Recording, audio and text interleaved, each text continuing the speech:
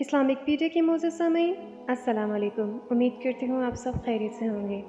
سامعین، آج ہم جس موضوع پر بات کرنے جا رہے ہیں وہ فرشتوں پر مبنی ہے، لیکن ویڈیو میں آگے بڑھنے سے پہلے میری آپ سے گزارش ہے کہ میرے چینل کو سبسکرائب کر دیں اور ساتھ موجود بیل آئکن کو کلک کر دیں تاکہ آپ کو میرے آنے والی ہر نئی ویڈیو کا نوٹیفیکیشن ملتا رہے۔ فرشتے اللہ تعالیٰ کی نورانی مخلوق ہیں جنہیں ان کی اصلی شکل و صورت میں دیکھنا انبیاء کرام علیہ الصلاۃ والسلام کے علاوہ اور کسی کے لیے ممکن نہیں۔ یہی وجہ ہے کہ ہمارے ارد گرد لاتعداد فرشتے اپنے کاموں میں مصروف ہیں، مگر ہمیں وہ دکھائی نہیں دیتے۔ اگر وہ انسانی شکل اختیار کر کے ہمارے سامنے آئیں تو پھر انہیں دیکھنا ممکن ہے۔ انسان کی نسبت فرشتے عظیم مخلوق ہیں اور ان میں بعض چھوٹے ہیں جبکہ بعض بڑے ہیں۔ فرشتوں میں بعض کے 2 پر ہیں اور بعض کے 600 پر ہیں۔ قرآن کریم میں ارشاد پاک ہے کہ اللہ تعالیٰ ہی کے لیے تمام تعریفیں ہیں جو آسمان اور زمین کا پیدا کرنے والا ہے، اور وہ 2 3 4 پروں والے فرشتوں کو اپنا قاصد بنانے والا ہے۔ بعض روایات کے مطابق جبریل علیہ السلام کے 600 پر دیکھے گئے ہیں اور ہر پر آسمان کو گھیر رکھا ہے۔ ان کے پروں سے مختلف رنگ اور قیمتی موتی بکھرے تھے۔ فرشتوں کی قد و قامت۔ وہ فرشتے جنہوں نے عرش اٹھا رکھا ہے، ان کے قد و قامت کے بارے میں سیدنا انس رضی اللہ سے مروی ہے کہ نبی کریم صلی اللہ علیہ وسلم نے ارشاد فرمایا، عرش کو اٹھانے والے فرشتوں میں سے ایک فرشتے کے بارے میں مجھے یہ بتانے کی اجازت دی گئی ہے جس کے پاؤں سب سے نچلی 7ویں زمین میں ہیں اور اس کے کندھوں پر عرش ہے۔ اس کے دونوں کندھوں اور کانوں کے درمیان اتنی دوری ہے کہ اسے طے کرنے کے لیے پرندے کو 700 سال کی پرواز چاہیے۔ وہ فرشتہ کہتا ہے، یا اللہ تو پاک ہے جہاں بھی ہے۔ فرشتوں کی ضروریات۔ اللہ نے فرشتوں میں شادی بیاہ کی حاجت نہیں رکھی، اس طرح انہیں کھانے پینے سے بھی بے نیاز کر دیا ہے۔ اس کی وضاحت قرآن مجید میں مذکور حضرت ابراہیم کے اس واقعے سے ہوتی ہے جس میں حضرت ابراہیم کے پاس فرشتے آئے۔ انہیں دیکھ کر آپ علیہ السلام نے ان کا استقبال کیا تو آپ علیہ السلام فوراً ان کے لیے گوشت لے کر آئے، مگر انہوں نے اسے تناول نہیں کیا۔ اللہ تعالیٰ نے فرشتوں کو بیماری، سستی، کاہلی، دکھ، تکلیف، تھکاوٹ اور اکتاہٹ وغیرہ سے محفوظ رکھا ہے۔ وہ دن رات فقط اللہ کی اطاعت میں اپنے کاموں میں مصروف رہتے ہیں۔ قرآن مجید میں بیان ہوا ہے کہ آسمانوں اور زمین میں جو کچھ ہے اسی اللہ کا ہے، اور جتنے اس کے پاس فرشتے ہیں وہ اس کی عبادت سے نہ سرکشی کرتے ہیں اور نہ تھکتے ہیں۔ وہ دن رات اللہ کی تسبیح بیان کرتے ہیں اور ذرا سی بھی سستی نہیں کرتے۔ فرشتے عام طور پر آسمانوں میں رہتے ہیں جو صرف اللہ کے حکم سے مختلف کاموں کے لیے زمین پر اترتے ہیں اور پھر واپس آسمان پر چلے جاتے ہیں۔ قرآن مجید میں ایک اور مقام پر خود فرشتوں کی یہ بات مذکور ہے، ہم تیرے رب کے حکم کے بغیر نہیں اترتے۔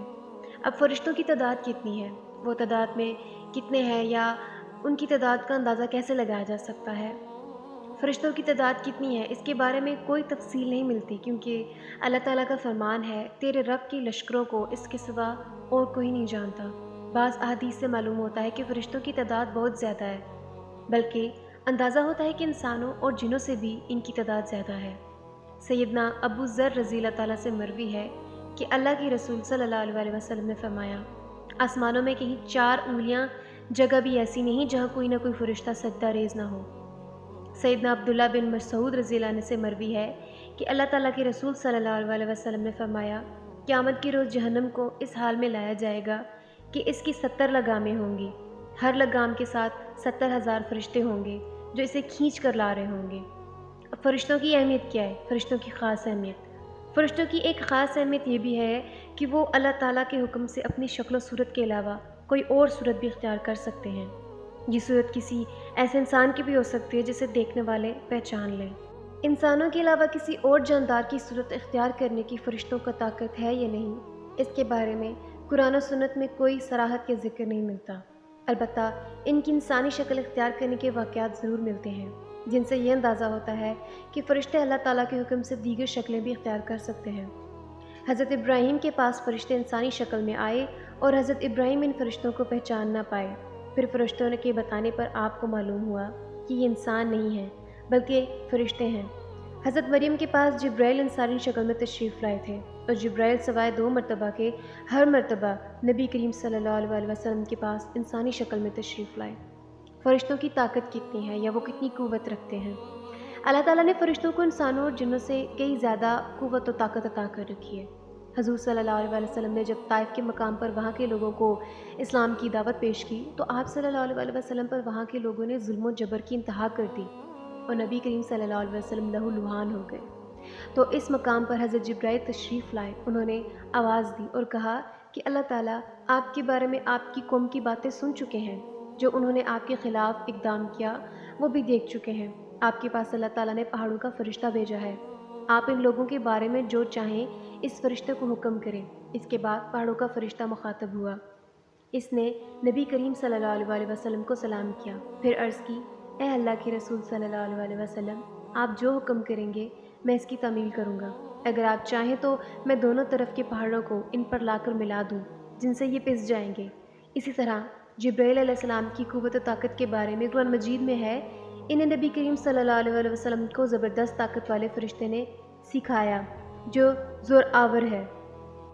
فرشتوں کا نظم و ضبط۔ فرشتے اپنے ہر کام میں نظم و ضبط کی پابندی کرتے ہیں، جس میں کسی قسم کی کمی بیشی یا سستی اور کاہلی وغیرہ کا مظاہرہ نہیں کرتے۔ جن فرشتوں کی جب اور جہاں ڈیوٹی شروع ہوتی ہے وہ اس وقت وہاں پہنچ جاتے ہیں اور اسے احسن طریقے سے سر انجام دیتے ہیں۔ فرشتوں کی موت۔ جس طرح انسانوں کی پیدائش اور موت کے مختلف مراحل ہوتے ہیں، فرشتوں کے لیے یہ مراحل نہیں ہیں، یعنی دنیا میں نئے انسان پیدا ہوتے ہیں اور پہلے موجود انسان فوت ہوتے رہتے ہیں، لیکن اس کے برعکس جب اللہ تعالیٰ نے فرشتوں کو پیدا کیا تب سے وہ زندہ ہیں اور قیامت قائم ہونے تک جب تک اللہ پاک چاہیں گے وہ زندہ رہیں گے۔ تب تک اللہ تعالیٰ کی طرف سے انہیں جو ذمہ داریاں دی گئی ہیں انہیں احسن طریقے سے وہ پورا کرتے رہیں گے، لیکن جب قیامت آئے گی تو یہ فرشتے بھی موت سے دوچار ہوں گے۔ پھر ایک وقت ایسا آئے گا جب کائنات میں اللہ تعالیٰ کے علاوہ کوئی چیز زندہ نہ رہے گی۔ اسی صورتحال کو قرآن مجید میں اس طرح بیان کیا گیا ہے، زمین پر جو ہیں سب فنا ہونے والے ہیں، صرف تیرے رب کی ذات جو عظمت اور عزت والی ہے وہی باقی رہے گی۔ اسی طرح ایک اور مقام پر ارشاد ہوا کہ ہر نفس کو مرنا ہے۔ سامعین، امید کرتی ہوں میری آج کی ویڈیو آپ کو پسند آئی ہوگی۔ میرے چینل کو سبسکرائب کر دیں، ساتھ موجود بیل آئیکن کو کلک کر دیں تاکہ آپ کو میری آنے والی ہر نئی ویڈیو کا نوٹیفیکیشن ملتا رہے۔ شکریہ۔